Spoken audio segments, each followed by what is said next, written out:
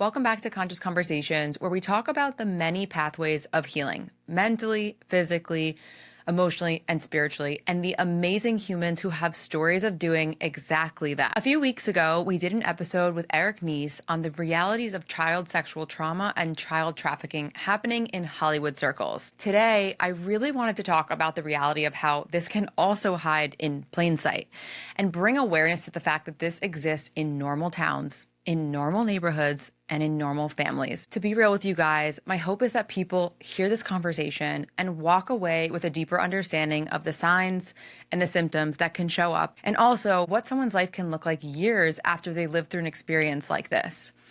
The Nies family were my neighbors growing up in New Jersey, and I love them very deeply, so it felt right for me to be the one to have this conversation with our guest. Maxx Nies is the niece of Maxx Nies, who many people know from MTV, The Real World, and The Grind. As I mentioned, he was actually our last guest on a similar topic. Max is also the granddaughter of Jack Nies, one of the longest referees in the history of the NBA. But most importantly, Maxx Nies is an artist and a songwriter who has turned her pain into purpose through her music. This conversation for me comes from such a very real desire to create awareness around something that very often stays hidden. And now for our guest, Maxx Nies. Hi. Thank you so much for being here. Thank you for having me. This is going to be so fun. I know. Like, I'm I know really it's serious excited. subject matter, but at the same time, I feel like we're going to have fun. Well, I'm like really comfortable with you, so I feel like I'm not going to be uncomfortable. Yeah. We actually grew up across the street in West Allenhurst, New Jersey from each other. So I've known her whole life, and her mom and the rest of her siblings and her grandmother has known me my whole life. And so, yeah, so I really wanted to have this conversation. I think the best way to start would be, before we dive into the details and everything that led you to this point, is maybe if you want to share just like what your hope and intention in sharing your story is. I know it's A, not always easy to share, and B, you don't do it all the time. So today, since we are sitting down and going to talk about it, like, what would you say is your intention or your hope for why you're sharing?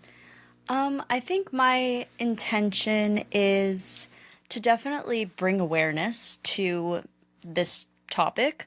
But I think like overall, my biggest hope is that by talking about it and bringing awareness to it, anyone that has experienced anything remotely close to this, that feels ashamed or scared to talk about it, this brings like kind of comfort to them. And even if it doesn't give them like the confidence or the strength to talk about it themselves, just let them know that they're not alone and they don't have to be ashamed. Like, this is something that no one should go through, and it's something that happens to you. It's not something that you asked for. It's not something that should have happened to you. There's nothing you could have done to prevent it from happening. Like, this is not on you. It's not because of you. It's like, it has nothing to do with you as a person. And I really think that that's a big thing that people who have gone through this kind of abuse need to understand. Yeah. Yeah, I think that's so important and beautiful. And obviously right now there's like a lot of headlines coming out and like a lot of attention around child trauma, child trafficking, which in one hand is beautiful because now it's like being talked about. But I feel like, yeah, it's been something that you and your mom have been, and Eric, your uncle, have been like bringing awareness to for like quite some time. Yeah.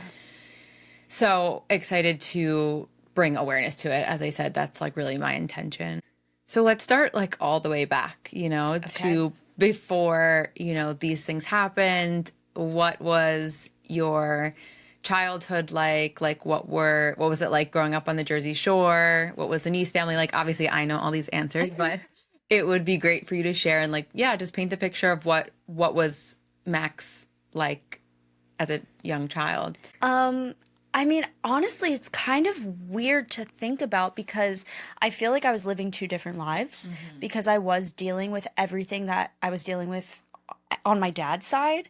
And like when I went to my dad's house, it was like that was a whole nother world. Like I wasn't even allowed to talk about my mom or my mom's side of the family, which was like the majority of my life. Like I would go to my dad's house and like stare at a wall for like 3 hours and then I'd go home. Like it wasn't like there wasn't much life going on there. I was very neglected and like yeah, there wasn't much to be excited about or experience at his house aside from the abuse that was going on there.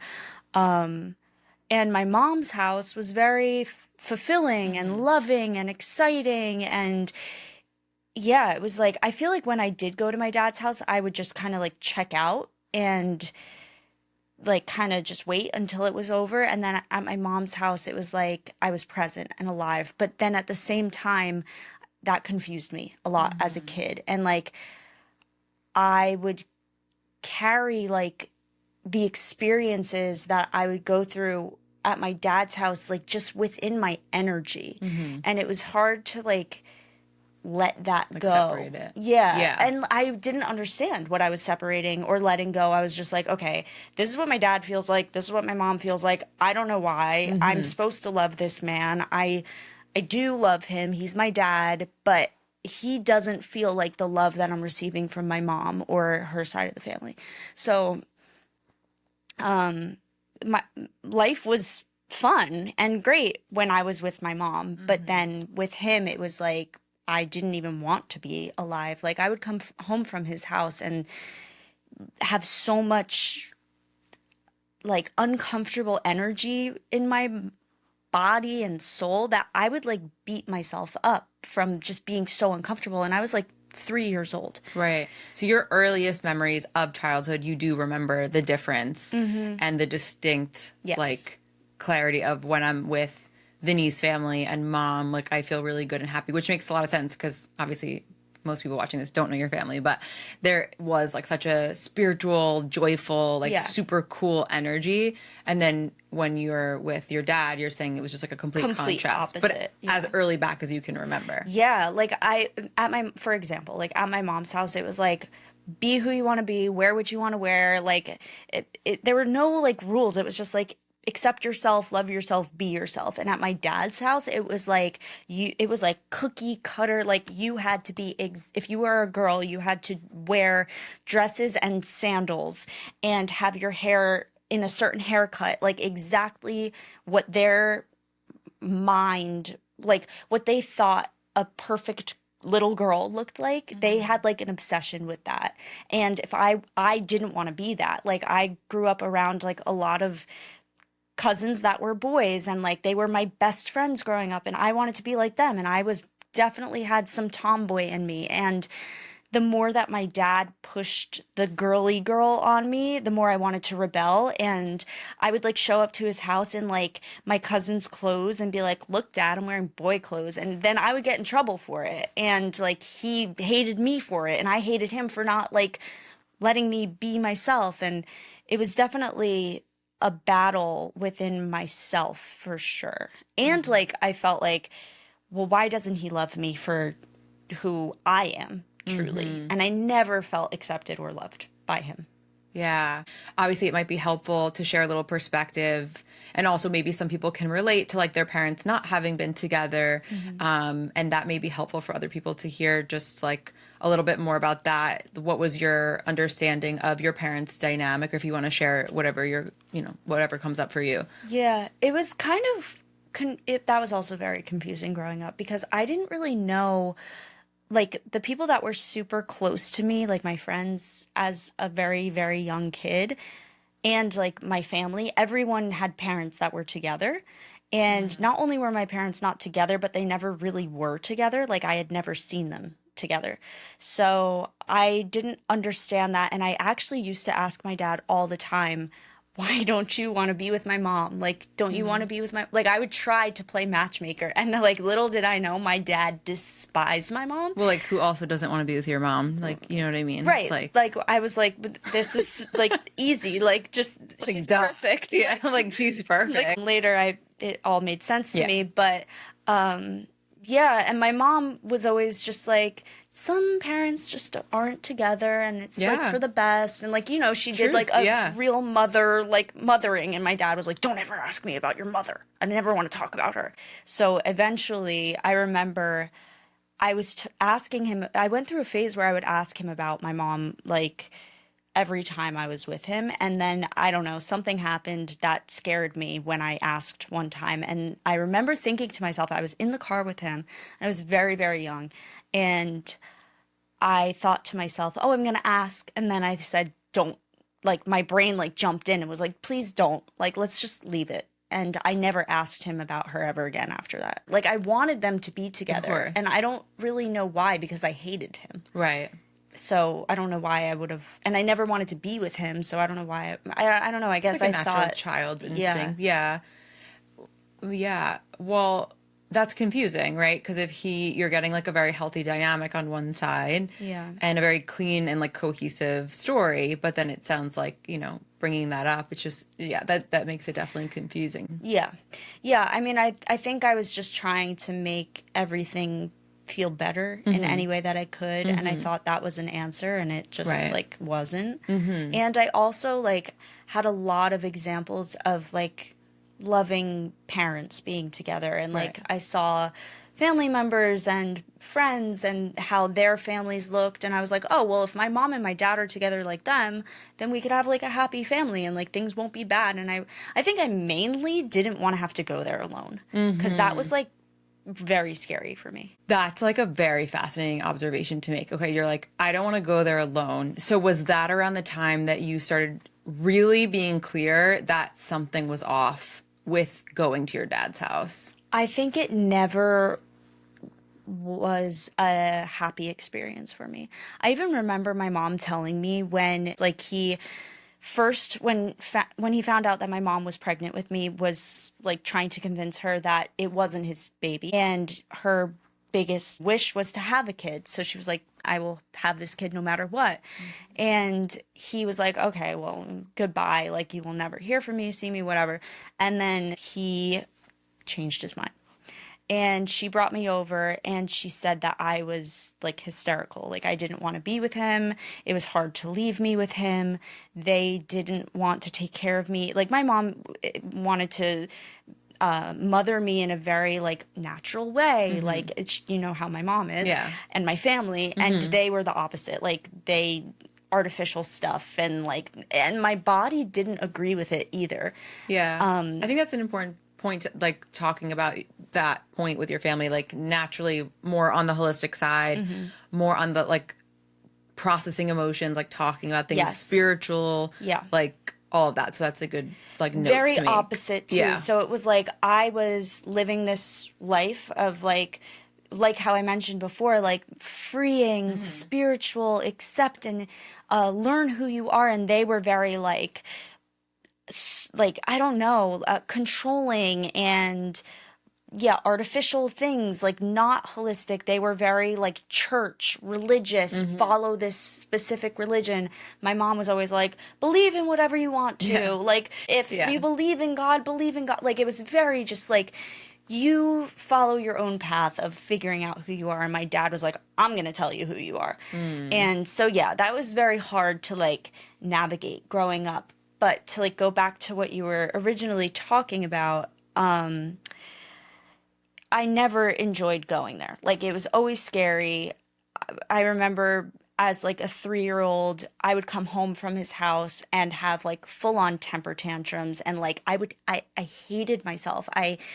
I developed OCD when I was like 3 years old. I remember I would be late to preschool because my socks, like the line of my socks at the toes, bothered my toes, and that they needed to be perfectly aligned with my toes.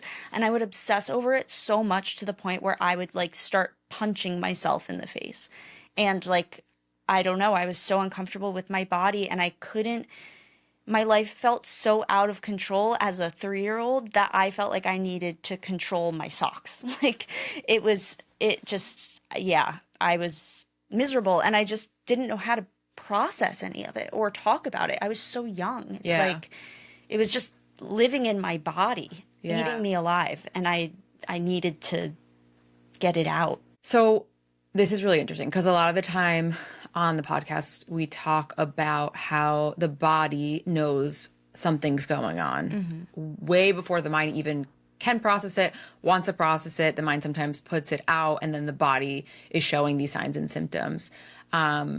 So do you feel like your body was trying to show you that something was off at an early age? Because I remember there was so much going on with your body. Yeah. Very, very, very young. And now looking back, do you feel like you've connected fully the dots of like how the body was showing you? Totally. Like I look, even still, like to this day, I look back and I'm like, oh, that makes sense. Like so many things come up.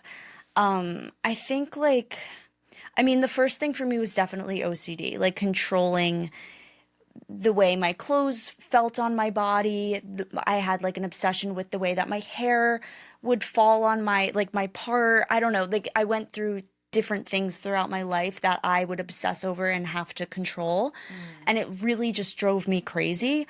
But it started getting like more physical when I was like 9 years old, I'd say. Well, I think my first ever biggest thing that was really like starting to affect and control my life was when I was probably like, I think like 7 years old. I started obsessively showering, like many times a day. Like it got to a point where like it was really, like for a while it was like, oh, this feels good. Like when I shower, I feel better, and I just want to do this because it makes me feel clean and calm. And other people would be judging me about it and like making it like it was a problem. But I was like, just let me do, like I wanted to be like, just let me do my thing. Like this feels good to me. Like, can you not bug me about it? And then it got to a point where me keeping up with the amount of times that my body and mind were craving the showers, it was overwhelming and like stressful. And like I was like, I can't like take another shower. I just showered like 5 minutes ago. But I couldn't escape feeling absolutely disgusted within myself. Like to the point where I remember there were times where like we would have bath time, and I was like a baby, and I would be so uncomfortable with my body that I remember having, this is so sad, but I remember having the thought of like, what if I actually cut my stomach open and like stuff came out of it and then I could close it, because I hated the feeling of anything being in my stomach, and I wanted to cut it open and take whatever was in there that was bothering me and just get it out. And I had people telling me and asking me if I had been sexually abused like 5 years before I even remembered. Like a therapist. Yes, therapists. I was in rehab when I was 12 years old, and every single therapist or counselor that I saw and worked with asked me if that had happened to me. And it was so weird to me and confusing, because when they would ask, it was like, I felt nothing. I didn't understand. Like, it was like my brain wasn't able to like take it in and process the question. It was just like, no, that did not happen to me. Like, my dad was abusive. My dad was mean, like, but that, no. Like, I couldn't even go there. Yeah. It's really important for people to hear that because, you know, I feel like a lot of people don't remember, you know, just from seeing like the different ways repressed memories can come up. But I feel like this is an important point of like, there was a lot of signs and symptoms happening. Yeah. But the confusing part was there was like enough abuse on its own. Yes. For that to be a normal reaction. That's a great point. Right. Yeah. And that's what I was convincing myself. Right. I was just like, it was crazy there. Like, that's enough. Like, yeah. It couldn't have gotten any worse, but it did. So I want to get into how you even remembered that there was these, you know, other things going on beyond the abuse that was happening. You mentioned that you didn't remember when it was brought to your attention in the rehab center. I remember when you went to the rehab center and you said that there was therapists bringing it up to you, but because you didn't remember, you were like, that didn't happen. Yeah. What was the point that you started remembering there's something deeper here? I think Now that I think about it, I think being in the rehab center helped me start to remember things. I mean, obviously, it was a very traumatic experience being there, but I think it was my first time really having that type of therapy. Like, I was just in constant, like, DBT, CBT. I'm not sure if I'm saying them exactly right. It's been a long time Yeah, since yeah. I've done therapy like that. But I was constantly in therapy and I was constantly talking. And what happens with the body in this kind of abuse is it basically like you kind of leave and check out of your body when it's happening because your body isn't ready or like isn't like meant to even experience anything like this. So your body, you check out and basically like leave your body. And I remembered my first memory is from like above myself. And I was actually on a hike with my mom and I just started thinking about my dad's friend. He just started popping up into my head and like random memories of him. And I never really liked him. And I always felt very uncomfortable and anxious when he was around, and like this feeling of like angry, but I couldn't say anything. And I started asking her about him. I didn't even know if she like knew who he was. And we were on a hike one day and I was like, you know this guy? And she was like, yeah, of course. And I was like, well, what was your feeling about him? I think I was like 14 or 15 when this happened, when I asked her about this. And she didn't have like very nice things to say. And she like had her own experiences with him when she was younger. And I was just kind of like, oh, okay, that's interesting. And then I never like talked about it again. And then I don't know, one day I just got this very vivid memory of him abusing me. And it was like clear as day, but I had no emotional attachment to it. Like, no, like, it was almost as if I was watching it like highly medicated and it was someone else. Like, I felt nothing. And one day I had a therapy session and I told her I remembered this happened to me. And she like it was like, oh my God, like it was this whole big thing. And I was just like, can we just move on? Like, I don't want to talk about it. At that point, when you remembered it in the hike, were you feeling like, was there a part of you that was like, wait, am I like having a daydream? Were you like, this definitely happened? Or were you like confused at that point? It was weird. I like knew it happened to me. I knew it and I wanted to forget about it. I never wanted to talk about it ever again. Like, I was just like, that, yeah.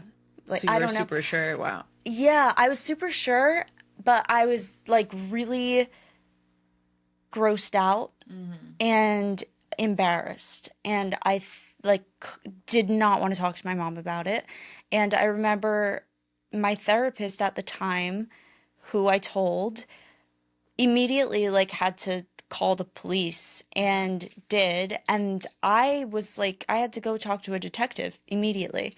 And not only was I not ready to do that, but I didn't understand what happened. I didn't understand what it was. And then next thing I knew, I was talking to a big scary man about another big scary man who attacked me.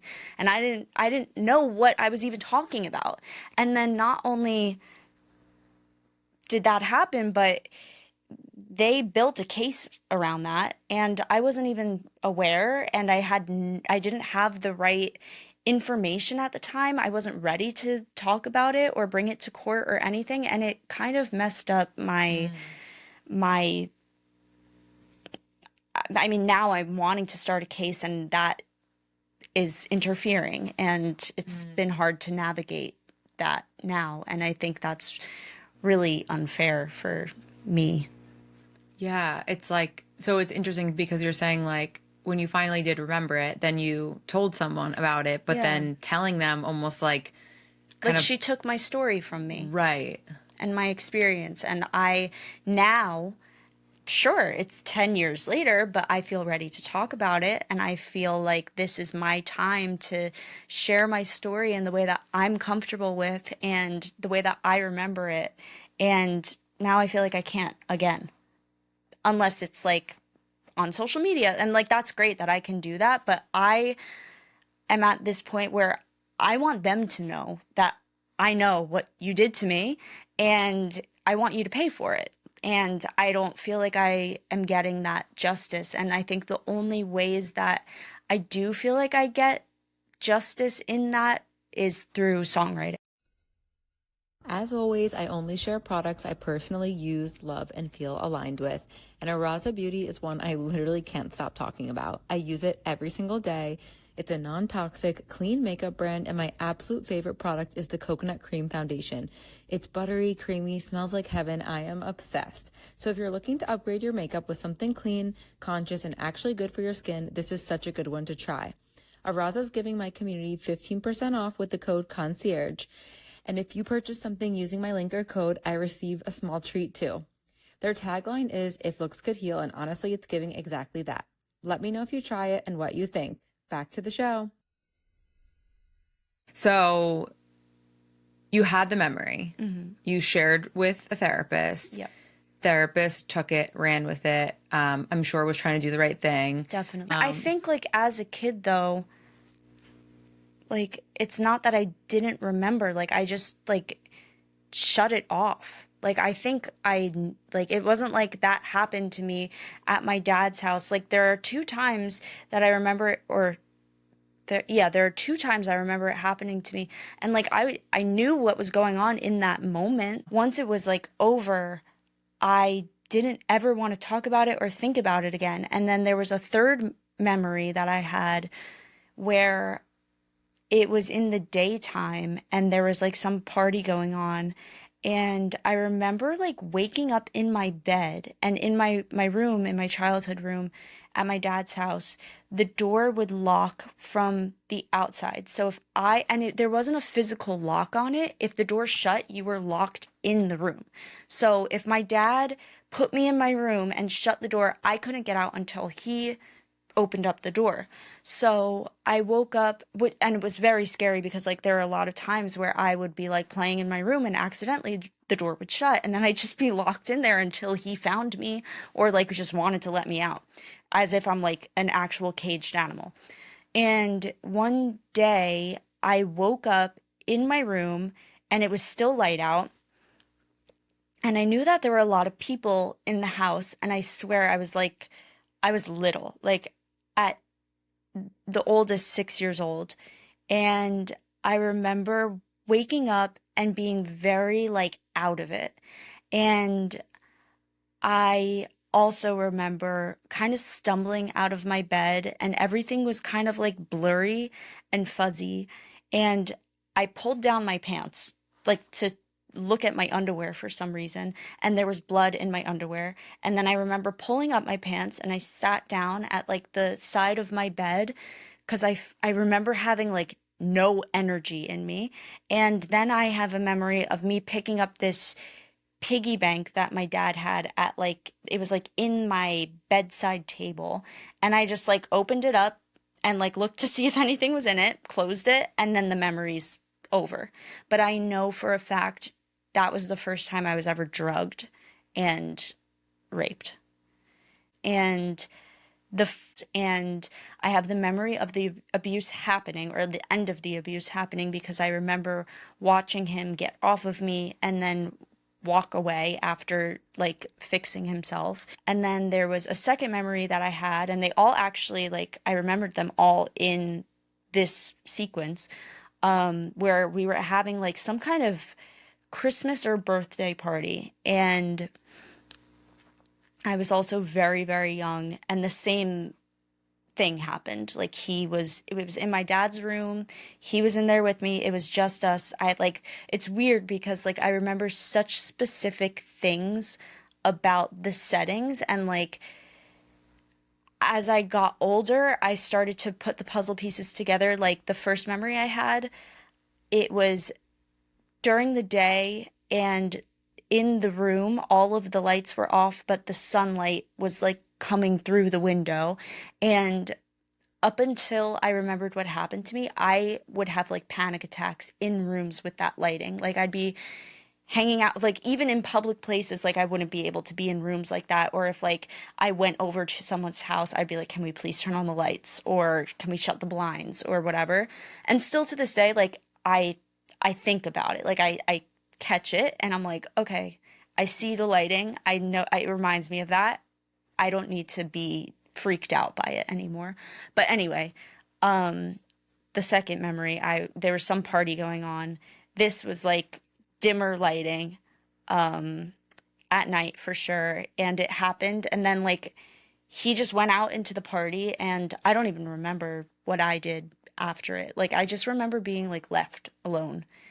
And then after the third memory, I don't have any memories at his house anymore. I started getting picked up by some woman, and I have very, very specific memories like that are like random, and it's like kind of choppy because I realized that I was drugged right before they put me in the car to take me to where they would take us, to be abused. And I remember being like put in the car. I remember seeing the back of the woman's head. I remember seeing like what the car felt like and what it looked like. And then after we get like to a certain point in the car driving, everything goes black. And then I remember like my next memory is being like in a line with other girls. We're all dressed in the same like white long either t-shirt or nightgown, and then we were being like guided to a room that I remember being called the playroom. And only like there were only like two or three girls in there at a time, and there was always a big man with us, like sitting with us. And there were like toys in there that like you're at like just like average like kid toys were in there, and they would give us this juice, and the second you drank the juice you forget everything, and everything like goes black after that. But it's weird because I do have like really blurry memories of being abused in that building, but it's very choppy and blurry, and I don't know, being conscious and not. Right. Well, you remembered enough to know Yeah. that you were in the space, so it was a foreign place. Yeah. And there was other kids now at this point. So this obviously escalated from something that was happening in the home with just this one person. And it's weird because like I would tell the story or like talk about my memories, and I didn't like realize it until one person, I don't even remember who it was like, so you were trafficked. And I was like, I guess that's what that is. Right. And then it just all started making sense. The warehouse, because that's what it is in my memory. It's like an abandoned warehouse. But I always like thought of it as like, oh, that was like my trial period to see. So when you started having the memories of everything started happening, they came out like one by one, right? Yeah. Okay. I was in a therapy session. It got to a point where I like just couldn't hold it in anymore. Around like I think the age of 9, and I just shut down like completely. There was no like rhyme or reason. I just like my body and my mind was just like checked out. I stopped eating, I stopped talking, I stopped going to school, I stopped showering, like everything stopped. And I fell into this insane depression. And I remember like my mom, my grandma, and my uncle John actually were doing anything and everything to like get me back. Like, and they knew at that point what happened. no, everyone was just like, what is wrong with this kid? Like, she's not, like, something happened to her, but no one knew what. No one And knew I what. didn't know how to speak about it. But my mom put me in therapy, and I don't even know what I said. I was in therapy one day, and she was just like, okay, I'll be right back. And I was like, okay. And she came back and she was like, you never have to see him ever again. And I was like, really? And she was like, never again. And I was just so overwhelmed with relief because at that point in my life, I was doing anything. I would have broke my arm to not have to go see him for 2 hours. And it got to a point where, like, for some reason, when I would go to see him, he wouldn't even be there. Like, I would be dropped off at his parents' house, like my grandparents, and like no one would be there. Like, it was like no one even wanted to spend time with me. And because of the depression and anxiety and not eating, I started losing a bunch of weight. And I was 9. I didn't know what an eating disorder was or anything along those lines. And they would call me like all these names and like tease me about being anorexic, and I like had no clue what it even meant. One day I just went home and I was like, Mom, what's anorexia? And she was like, you don't need to know what anorexia is. Like, and I think that's why I got to the place that I got with like my anxiety and depression and just like shutting down. And thank God you remembered, because I do think a lot of kids don't remember. Yeah, or like they remember and they're like, that's so crazy. That didn't happen. I can't talk about that. Right. Or it's like I remember when I first did have like my memories of going to the warehouse, and it felt so insane that I didn't even believe my own memory for the longest time. But I did open up to my mom about it and to Eric about it. And then there were like times where I felt confident enough and strong enough to talk to other people about it. And there was someone that I was working with. This was like a few years after my memory, and I was starting to get more comfortable with it because I started writing about it. And I had already I think I either was about to put out my first song, No Good at Love, or I had just put out my song, No Good at Love, which is about the sexual abuse. And the person that I was working with at the time was like, we need to like share your story. Like, you're putting this song out. You have this crazy story. Everyone needs to know it. And I was like, no, like, I'm not talking about that. Like, I got so scared because it felt so big. Like, it was unbelievable to me. Yeah. And I didn't feel like I could share it with confidence. I was like, everyone's going to think I'm lying. Because, like, that only happens in movies. Yeah. That does not happen to a girl from New Jersey. Yeah. Okay, so then it was like, we know what's going on. Everyone's notified in the family. You finally have answers for why the fuck life has been literally insane. Yeah. And you're how old at this point? 18. 18. Okay. So you're how old now? I'm 25. 25. So 18 to 25. I think a lot of people might think that once you find out and you do a couple therapy sessions, you're good to go. Oh, hell no. So it's the rest of your life. That's what I want you to share is like, after you notified, your family, after you were super crystal clear, what has those years 18 to how old you are now, 25, looked like? And like, what has it took to heal? There's a lot that I could touch on that has affected me in these years since I've had my first memory. But I think the biggest thing for me personally was my body. Like, I was for me, control has always been something that I've battled with. Like, I've always, like I said before, like, it started when I was 3. I wanted to control my socks. And as I got older, it became more of controlling my body.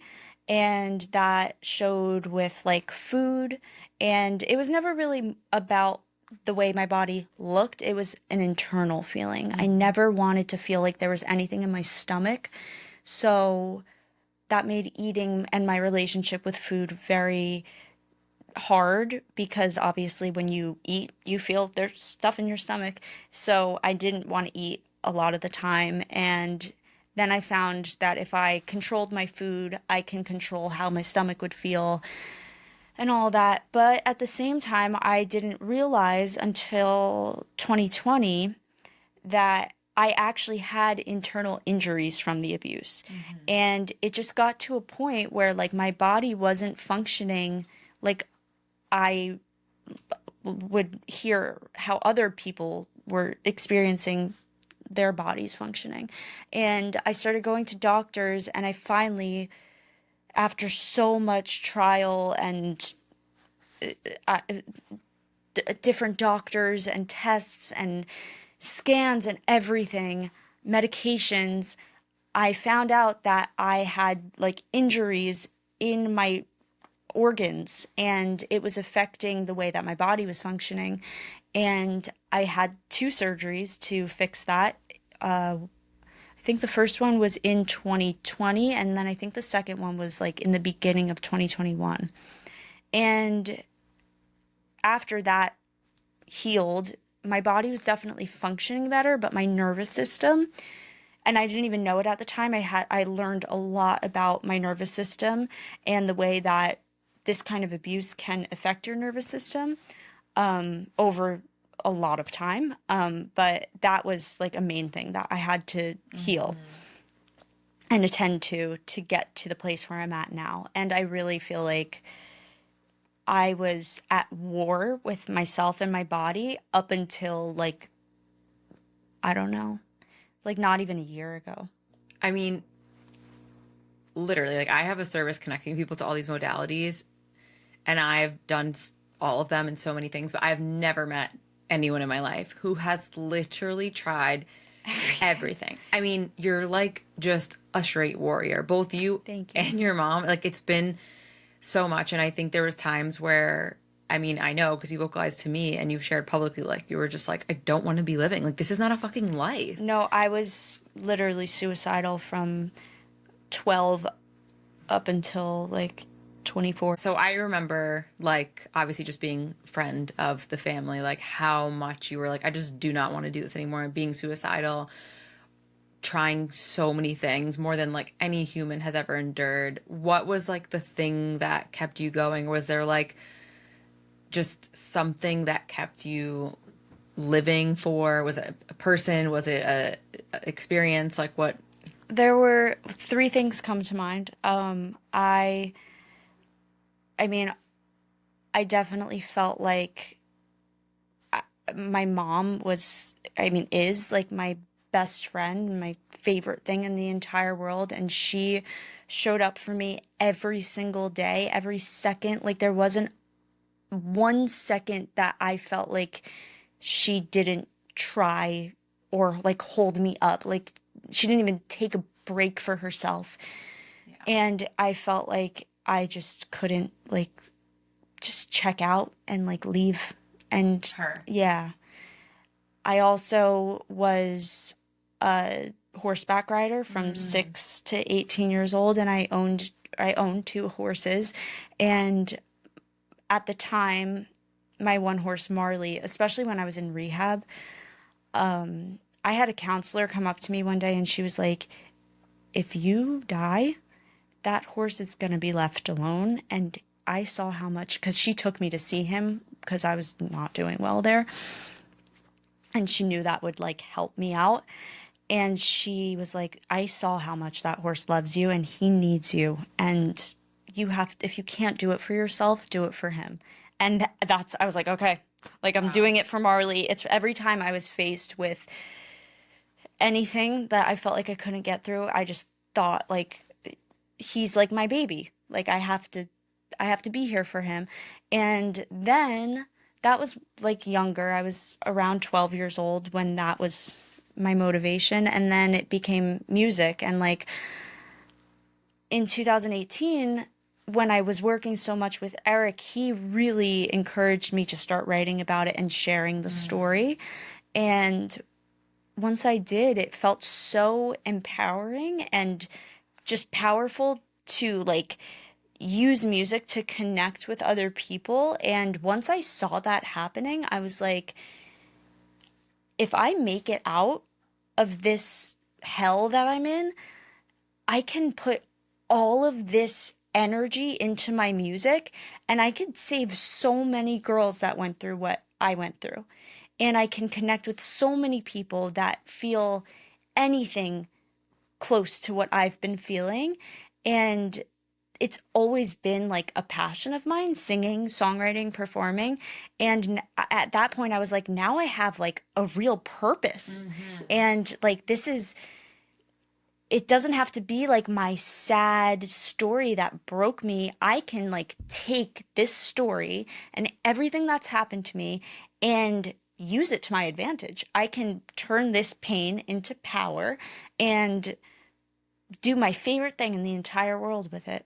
And like, not only be like, ha, dad, like, look at me now. I took what you did to me and I turned it around and I didn't let you have that power over me. But get to a place where I'm like thanking him. Like, if that didn't happen to me, who would I be? Because it's been my whole life now. For as long as I can remember, I've been this girl that's gone through this stuff. If I didn't have music, I I think I would struggle a lot with finding who I am and like how to go about this world at this point. And I'm so lucky to have music as my life to move forward and like be excited and have this motivation to continue with life and be excited to like have this healthy body and informed, healed mind and capable mind and body to like pursue this career now. Yeah, I will never forget the first time I realized like that you were like really an artist. Like you were always like an eccentric and like creative child, but like seeing you, the first song I remember hearing was No Good at Love, which, you know, I'm obsessed with it. But like the lyrics, just listening to it, I just remember like sobbing because I was like, you could hear the transformation that was happening, the alchemy that was happening within the music, the words you were writing. Like it was all about everything you had been through. That music video, like it was just for me, I was like, this is her reclaiming what had happened. And yeah, that song, like I just always think of it because it's like when I feel like I really saw that this is what you were doing, and like the joy of like, oh wow, she found something now that she could just channel all of this energy into. Yeah. I think I definitely want to dive into the music, but I don't know if people who know you guys, you and your mom, like truly understand what it was like day to day, and like the sacrifice that your mom made to be there, to devote her life, and not in a way that's like, oh, I have to do this. It's like, I want to do this. This is my child. I just think like for me, I'm always really passionate about like, I don't think people know like how dark and how hard and how many years, despite what other people like may have thought or said, it's just like it was like a warpath. No, literally, it's been an actual nightmare from as long as I can remember. Like, I do not know how we made it through. I can never describe it or express it in a way that's gonna remotely like describe what it really was like, and no one will ever know it because it really was just the two of us. Like there had been times that we couldn't contain our cool enough with other people around, and they would see glimpses of what we were going through. But if people were around us and they thought like, oh shit, this is bad, you have no idea what we were going through behind closed doors, all alone. There were times where we both looked at each other and we were like, should we just both leave? Because we can't do this anymore. It was so sad. And then it's just like, I don't know, like now that I'm in a better place and I look back at like everything we went through, like I lay in bed so many nights just thinking about like how it must have been for her and like how broken her heart must have been to see like her innocent baby struggle so much, because like she's my mom and I feel that way about her. Like she didn't ask for this at all, and she had to not only go through this but just like helplessly watch her kids suffer so much. And I don't know, it just breaks my heart so much, and I love her so much, and I'm so beyond grateful. It's just like emotions that I don't even know like how to express or like process at all. Like I really don't. I don't know how I could it's like too overwhelming to even talk about sometimes because I've never experienced anything like it before or seen anything like it. Like she seriously is a superhuman. A superhuman. Can you come on the screen for a sec? She's right here, sitting here, obviously. Always. When is she not?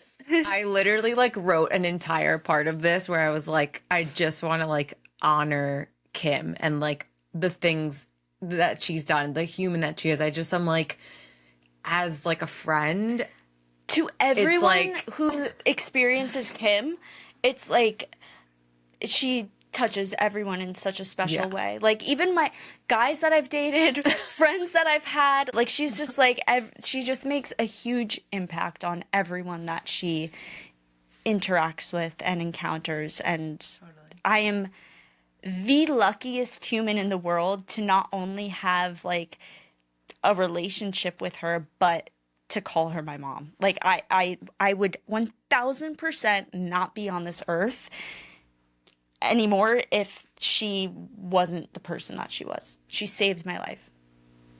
a moment for Kim. A moment for Kim. What are the kids doing now? I don't even know, and I am one of them. The kids are doing this. Something like this. I don't know. Haley Bieber did this. Before getting into music, do you feel like your family and friends understood the level at which you guys were going through all of this for so many years? No, definitely not.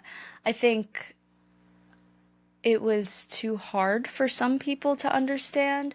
I think that I have some friends. I mean, I don't want to say for everyone. I think, like, obviously, Eric Yeah. completely understands. And even if he didn't, he would still, like, understand or and, like, have compassion.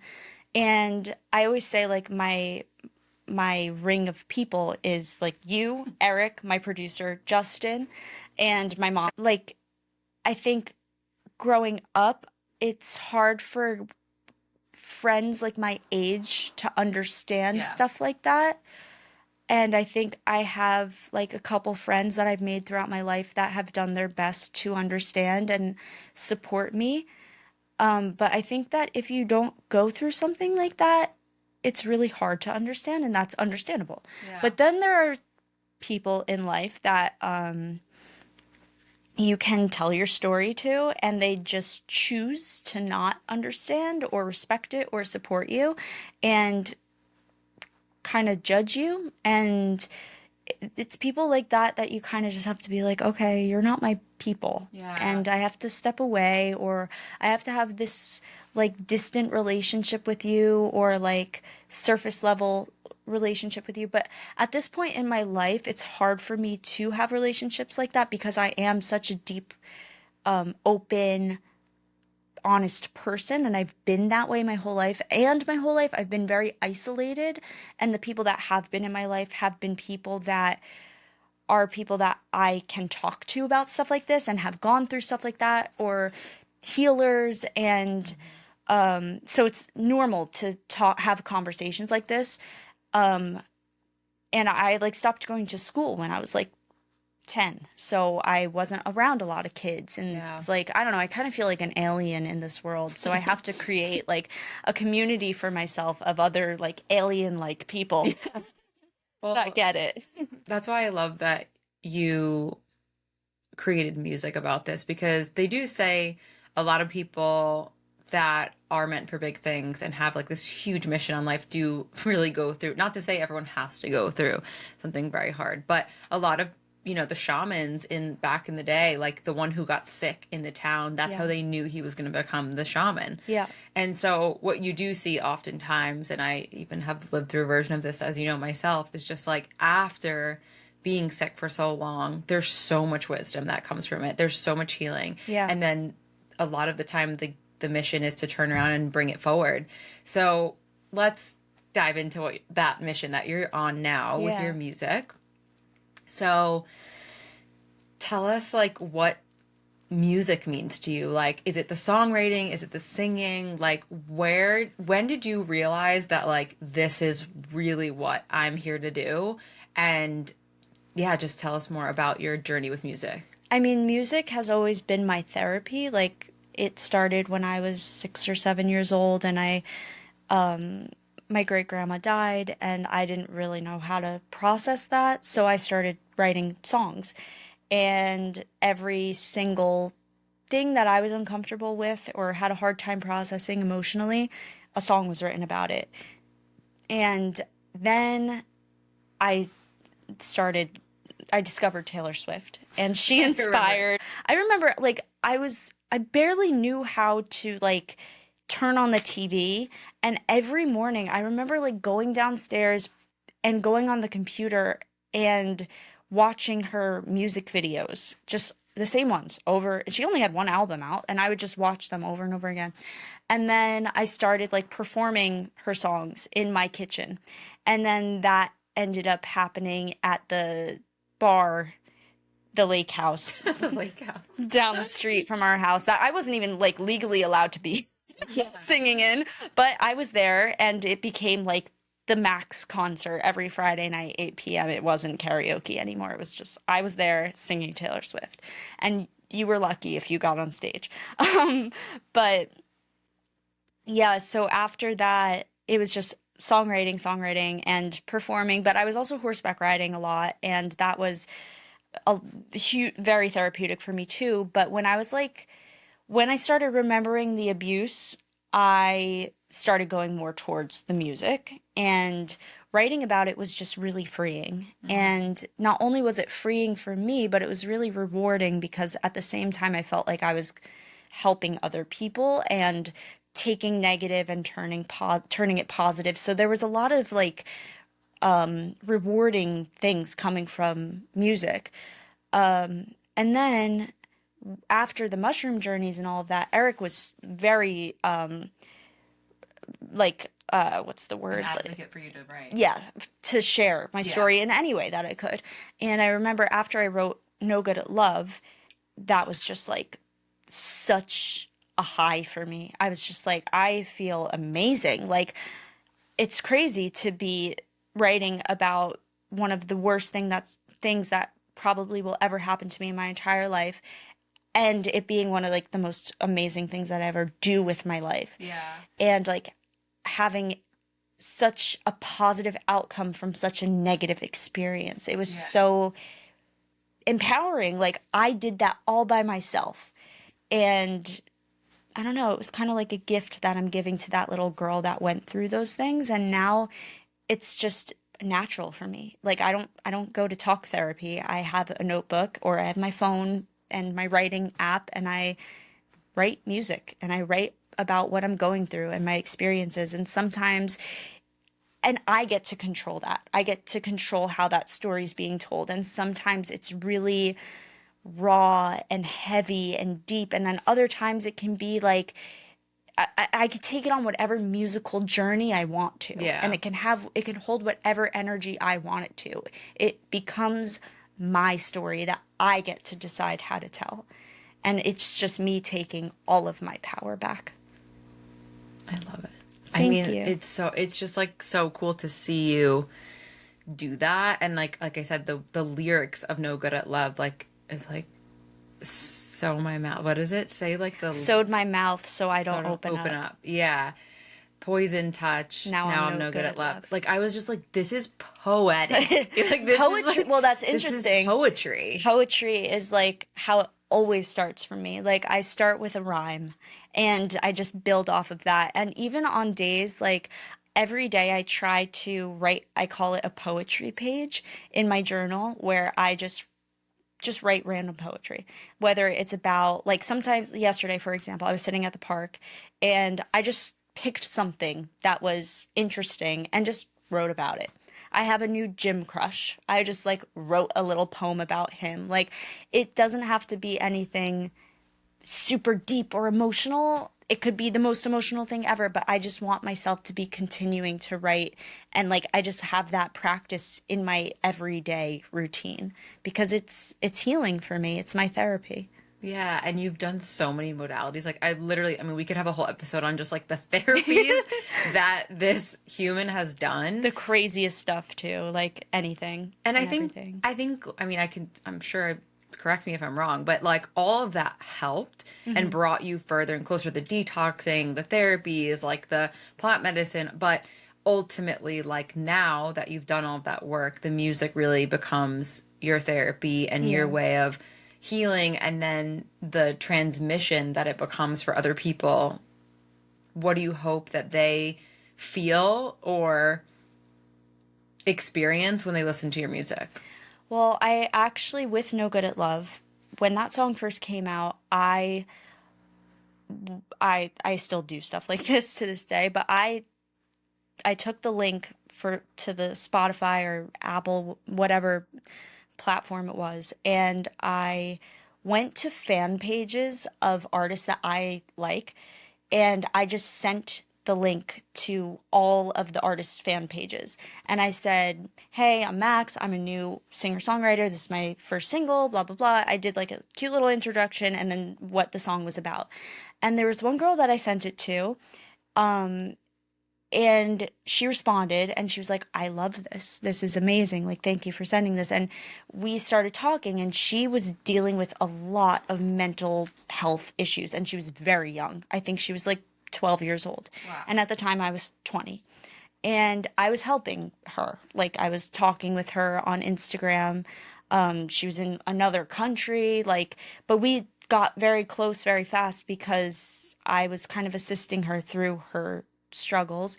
And after all of this time, we like touch base here and there. I'd say like maybe once or twice a year. But she recently reached out to me like a few months ago and was like, "I just want to say that I'm so proud of you and all that you've accomplished. And I want to say thank you, because if you never reached out to me and sent me your song, I don't think I would be alive anymore." And I was like, "Oh my God, that's crazy to hear." And she was like, "No, you, first of all, like, talked me through everything that I was going through, but also encouraged me to seek therapy." She said, "I was so depressed. I was so anxious. I was a mess. And you were always there for me. And so was your music. It helped me feel seen and heard. And knowing that you went through those things that you're singing about in your music and you're the person that you are gave me hope. And now I'm happy. I'm in a relationship. I'm in therapy. Like, I'm good." And after I heard her say that, I was like, that's all I want to do for the rest of my life, is to touch people in that way. And that's just my goal when I make music, whether it's about sexual abuse, whether it's about addiction, relationships, having a crush on a boy. It could be as light as that. I just want especially women and younger girls to feel seen and heard and not alone, because especially being as isolated as I was, going through all of this trauma and healing and breaking and putting myself together, I was so alone and I felt so weird and wrong. And through music and listening to other women speak about their experiences, it helped me heal.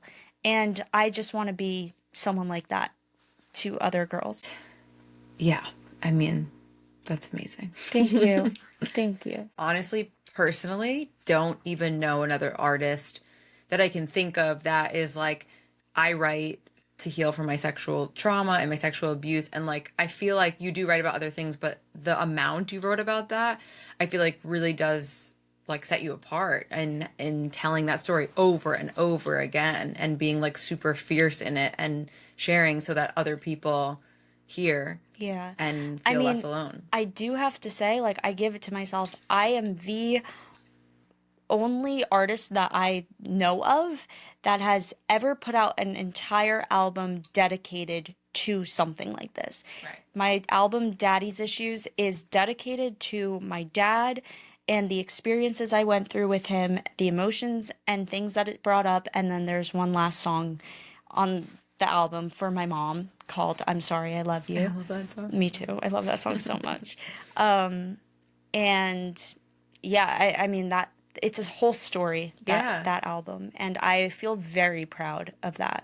It's amazing. It's like real artistry. Like you think of an artist. I mean, there's so many, there could be a whole podcast episode, but there's like so many legs of like being a singer, a songwriter, a producer. Like there's so much to it, but I feel like I always come back to just feeling like I don't know anyone else who's created this like intricate storytelling about sexual trauma, what happened, and how you healed from it. So I'm so excited for the world to continue to get to know you and your music and understand like the level of what you went through so that you could go and get the medicine and bring it to the world. And I'm just so honored and happy to have this conversation, and I love you so much. Oh, I love you too, and thank you so much for doing this. Like not only like just with me, but you're also bringing awareness and helping and healing so many people, and I just think it's so cool. And I saw you shift your life too, and how that's been a transformation for you, and I'm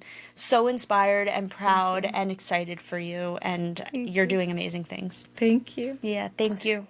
Where can the people find you? Maxx.Nies, Maxx.Nies, everywhere. On music platforms, it's just Maxx Nies without the period, but yeah. Amazing. And if someone is feeling like anything you experience, suicidal, anxiety, depression, OCD, where are your recommended spaces that you send people to? I mean, it depends on like the extent, and I think everyone has their own like thing that works for them. Personally, for me, it was always holistic things and spiritual things that helped me out. I never ever would recommend going the medication doctor route, but that's just personally from my own experience. And I think that whatever you have to do, you do it and you find what works for you. Yeah. But yeah. Amazing. I think you are an amazing resource, and so is Eric. And music. Yes. Listen to her music. Yes. So for anyone listening who does not know who I am and what I do, my name is Lana Rose, and I run Conscious Concierge, the service where I connect people to different modalities, different healers, different practitioners, different doctors, different shamans, different experiences to heal based on what they are navigating. So you can find me at Your Conscious Concierge on Instagram and www.yourconsciousconcierge.com on my website. That's it. Yay.